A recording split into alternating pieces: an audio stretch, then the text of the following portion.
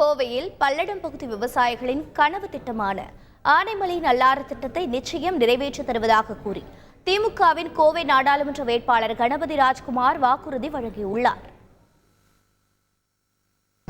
ஆனைமலை நல்லாறு திட்டத்தை பற்றி சொன்னார்கள். உங்களுக்கு எல்லாம் தெரியும், பிஏபி இப்ப தண்ணி பத்துறதில்லை. நமக்கு இந்த பகுதி மக்களுக்கு விவசாயம் மட்டுமில்லை, குடிநீர் ஆதாரமே இனி ஆனைமலை நல்லாறு திட்டம் வந்தால்தான் இந்த பகுதிக்கே ஒரு எழுச்சி உண்டாகும். நமக்கு எல்லாம் குடிநீர் ஆதாரமாக அதான் விளங்க போகுது. இனிமேல் கண்டிப்பாக முதலமைச்சரிடம் நாங்கள் எல்லாம் மாவட்ட செயலாளரும் சரி அமைச்சரும் சரி நாங்கள் எல்லாம் சேர்ந்து சொல்லியிருக்கிறோம். விரைவில் இது குறித்து முதல்வர் அவர்களே உங்களுக்கு இது குறித்து அறிக்கை விடுவார்கள். கண்டிப்பாக அந்த திட்டம் நிறைவேறும் என்று இந்த இடத்துல உங்களுக்கு நான் உத்தரவாதப்படுத்தி விடைபெற்றுக் கொள்கிறேன். நன்றி, வணக்கம். செய்திகளை உடனுக்குடன் தெரிந்து கொள்ள உடனே சப்ஸ்கிரைப் பண்ணுங்க.